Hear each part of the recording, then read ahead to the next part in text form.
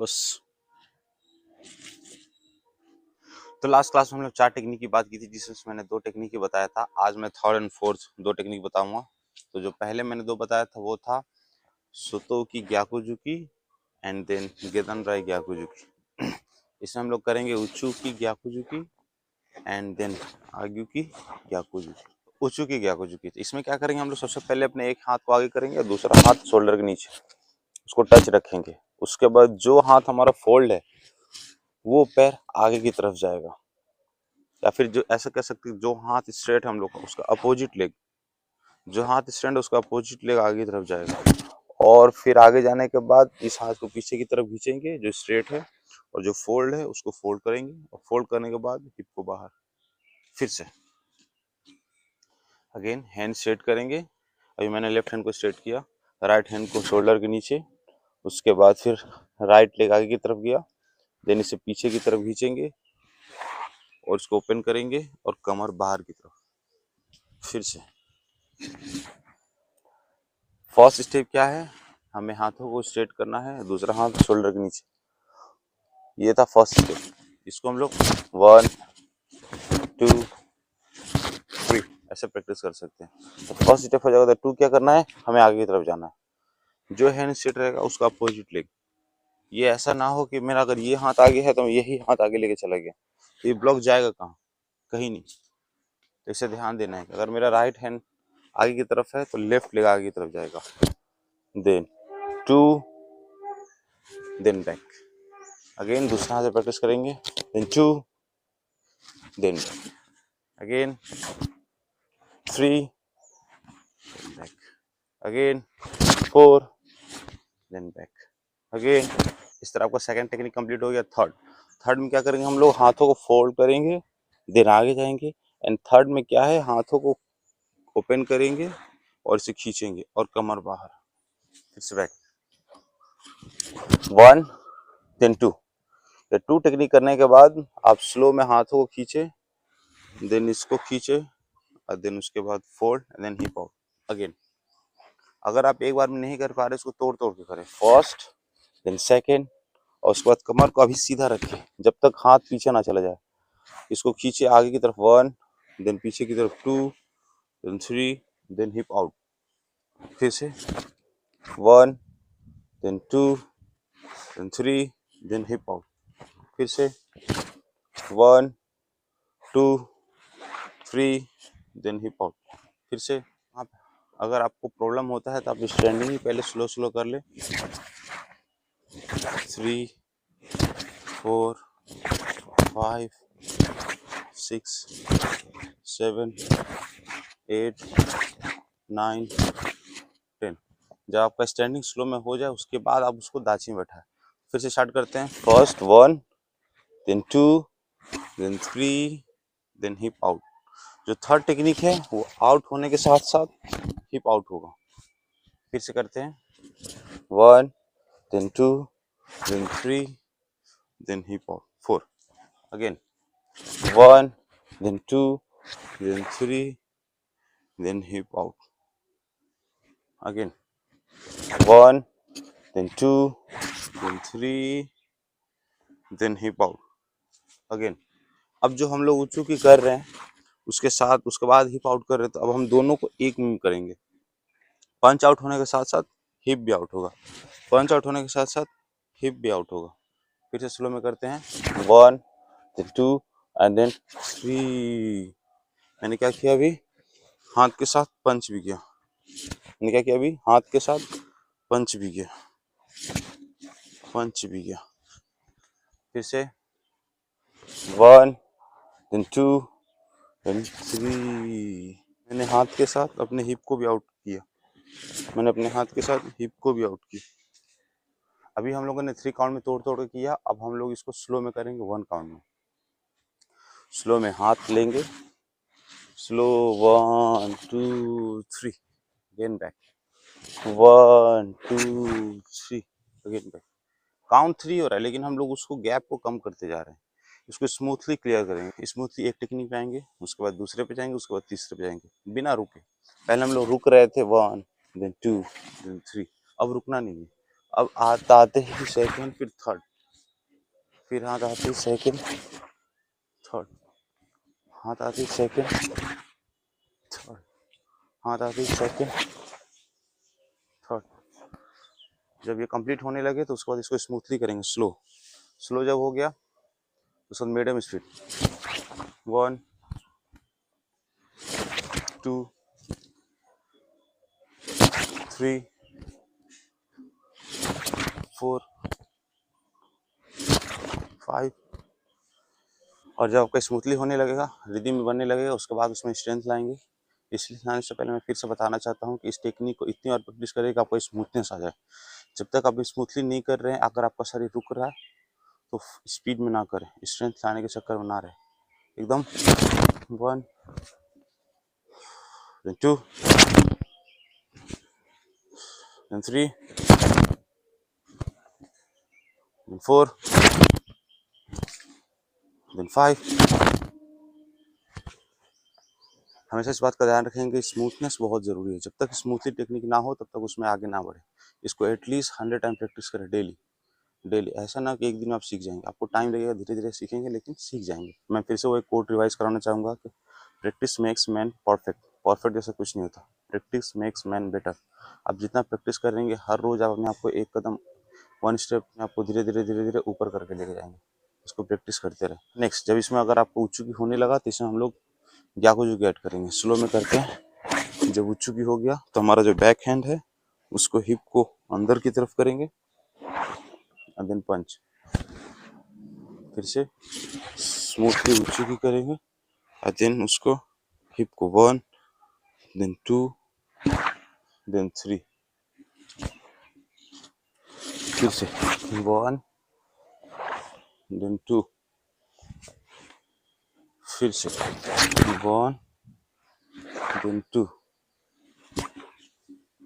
फिर से 1 देन 2।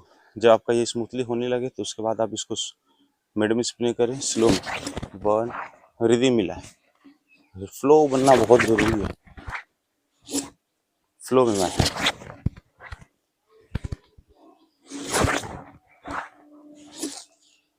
5। जब आपका फ्लो बनने लगे तो उसके बाद इसमें स्ट्रेंथ एंड पावर लें। मैं आपको करके दिखाता हूँ। Etch back, then knee, then some,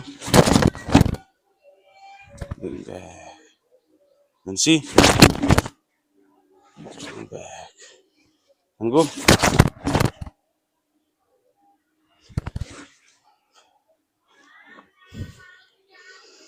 ये था हमारा उच्चुकी ग्याकुजुकी। इसके बाद हम लोग करेंगे आगे की ग्याकुजुकी। आगे ग्याकुजुकी स्पेशली ब्लॉक फेस ब्लॉक के लिए होता है। अगर कोई भी फेस पे टेक्निक आ रहा है तो हम लोग सर डाउन होते हैं और उसके बाद उसे ब्लॉक करते हैं। और ब्लॉक करने के साथ साथ उसके हैंड को हम ग्रिप करके पुल भी कर सकते हैं, उसके बाद हिट भी कर सकते हैं। तो आपको वो सीखने के लिए पहले आपको आगे की अच्छे से दाची में बैठ कर सीखना होगा, क्योंकि स्टैंडिंग कभी कुछ नहीं होता। कोई भी टेक्निक आपको एटलीस्ट पैरों में थोड़ा सा गैप रखना ही पड़ेगा, आपको नी फोल्ड करके थोड़ा सा बैठना ही पड़ेगा। जितना हम लोग ग्राउंडेड होकर बैठेंगे उतना ज़्यादा हमारे टेक्निक में ज़्यादा स्ट्रेंथ और ज़्यादा पावर आएगा और उतना ज़्यादा स्ट्रांग होगा। आगे करने से पहले हम लोग आगे की प्रैक्टिस करेंगे, स्टैंडिंग स्लो में करेंगे। 1 देन 2 देन 3 देन 4 देन 5।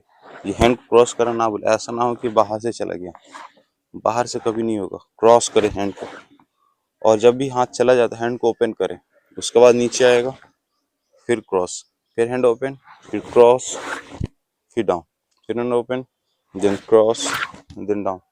ये ओपन इसलिए होता है हमारा हाथ, ताकि हमने किसी को ब्लॉक किया, फिर उसके हैंड को ग्रिप किया और उसे पुल किया अटैक करने के लिए।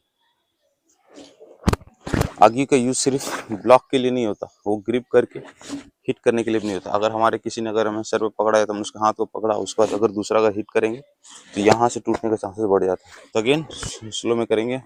1 2 3 4 5। और ये भी ध्यान रखें कि हमारे हैंड और हमारे हेड के बीच में 1 पंच का गैप हो, उससे ज़्यादा नहीं है, उससे कम नहीं। ऐसा ना हो कि सर में टच कर ले।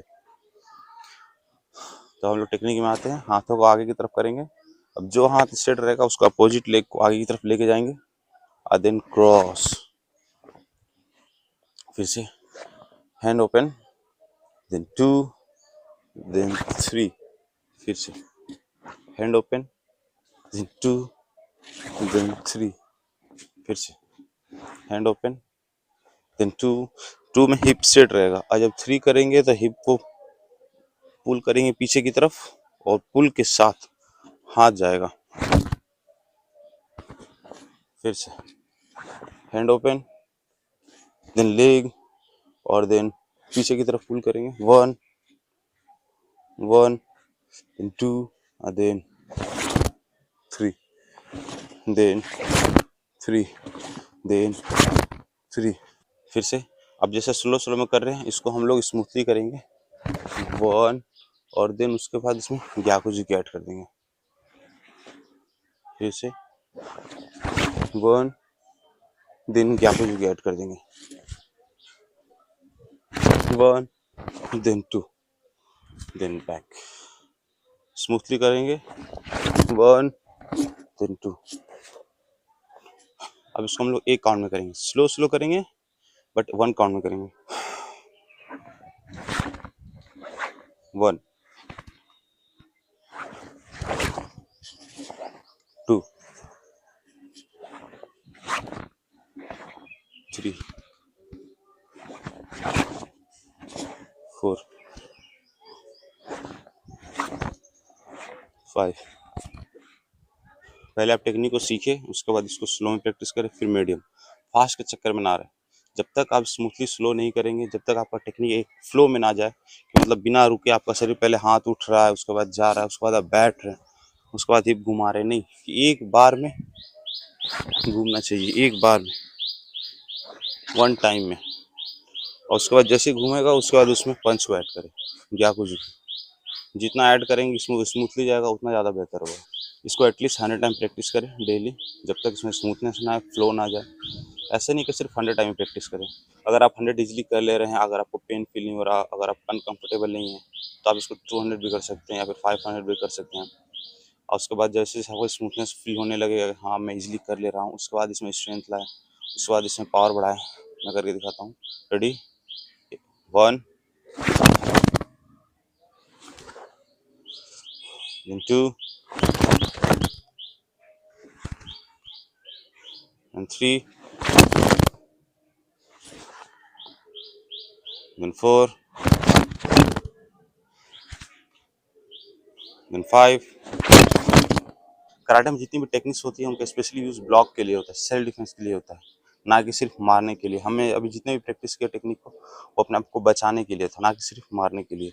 अगर मैं गेदम राई करता हूँ, इसका मतलब ये होता है कि मैं किसी टेक्निक को हटा रहा हूँ, उसके बाद मैं अटैक कर रहा हूँ। अगर मैं सुतो की करता हूँ, तो मैंने किसी हाथ को हटाया, तो मैंने किसी हाथ को हटाया, उसके बाद मैं अटैक करता हूँ। या फिर मैं उच्चू की करता हूँ, तो मैंने किसी टेक्निक को हटाया, उसके बाद अटैक करता हूँ। या फिर आगे की करता हूँ, तो भी मैंने अपने आप को बचा रहा हूँ, उसके बाद अटैक कर रहा हूँ। आपने कराटे टूर्नामेंट्स देखे होंगे, जिसमें क्या होता है कि नॉकआउट नहीं होता। नॉकआउट कहने का मतलब ये होता है कि हमने सामने वाले को मार के बिल्कुल फेंट कर दिया, बेहोश कर दिया, या फिर अधमरा हो गया, वैसा कुछ नहीं होता। हमें कराटे में सिखाया जाता है कि हम कितना अपने आप पे कंट्रोल कर सकते हैं। ऐसे नहीं कि उसमें हिट नहीं होता या फिर पेन नहीं होता, होता है, लेकिन कंट्रोल में होता है। हम सामने वाले को उतना हिट करेंगे जितना वो अपने आप को संभाल पाए, होश में रहे। हमें सोसाइटी में रहना है, तो हमें किसी से दुश्मनी नहीं करनी, किसी को मार के बेहोश नहीं कर देना, जान से नहीं मारना है। हमें बस उसको उतना ही मारना है अपने आप को बचाने के लिए। अगर हम अपने को बचा ले रहे हैं, तो बस झगड़ा वहीं खत्म। ऐसा नहीं कि वो गिर गया, बेहोश हो गया, या फिर उसका हालत खराब हो गया, फिर भी उसको मारे जा रहे, ऐसा बिल्कुल नहीं करना। कराटे का यूज सिर्फ और सिर्फ अपने आप को बचाने के लिए सीखना। There is no first attack in karate. Karate का सबसे बेसिक रूल है, देयर is no first attack in कराटे। और सेकंड, अगर आप अटैक कर भी रहे हैं, तो सिर्फ अपने आप को बचाने के लिए। आपको उतना ही स्ट्रेंथ एंड पावर यूज करना है जितने में सामने वाले को इंजरी हो और वो अपने आप को रोक सके। ऐसे नहीं कि उसको बहुत ज़्यादा डैमेज हो जाए। बाकी इस टेक्निक को प्रैक्टिस करते रहें और अपने आप को हैबिचुअल बनाएं, और इसको अपने डेली लाइफ में इस तरह अडॉप्ट कर लेके, ताकि अगर आप कभी भी करने जा रहे हैं तो आपको सोचना ना पड़े। इसका बेसिक जैसे कि अगर आपको किसी ने किक किया, स्टोमिक पे आ रहा है, तो इजिली पीछे हट जाओ, सोचना ना पड़े, इजिली पीछे हट के गेंद ट्राई कर लो। या फिर किसी ने आपको कॉलर पकड़ा है या फिर पंच करने के लिए आया, तो स्मूथली हटा दूं अपने हाथ को। जरूरी नहीं है आपको सुत्तू की बिल्कुल ऐसे ही करेंगे, आप नॉर्मली हैंड को भी यूज कर सकते हैं। या फिर कोई अगर ऐसे पकड़ रहा है, तो मैंने उस हाथ को पकड़ा, उसको छुड़ाया उसे, या फिर कोई सर पकड़ रहा है, कोई फेस से मार रहा है, हल्का सा डाउन हुआ, मैं अपने आप को बचाने के लिए हाथ उठाया। ये हमारा नॉर्मल रिएक्शन होता है कि हाथों को उठाना। अगर कोई मारने के लिए आता है तो हम अपने आप को ऐसे उठाते हैं या फिर ऐसे उठाते हैं, कोई साइड से आता है तो हम लोग ऐसे उठाते हैं। ये हमारा नॉर्मल रिएक्शन होता है। तो इस चीज़ को नॉर्मल जो ऐसे कर रहे हैं नॉर्मल, उस चीज़ को इतना प्रैक्टिस करें कि वो हैबिचुअल हो जाए, एक टेक्निक, एक अच्छे वे में जाए, ताकि हम उनको बचा सकें। बाकी प्रैक्टिस करते रहें और इस चीज़ से कभी बोर ना हो, एंजॉय करें and train hard, enjoy your training. आज तक के लिए इतना ही, नेक्स्ट क्लास में फिर से करेंगे कुछ खास, तब तक के लिए बस।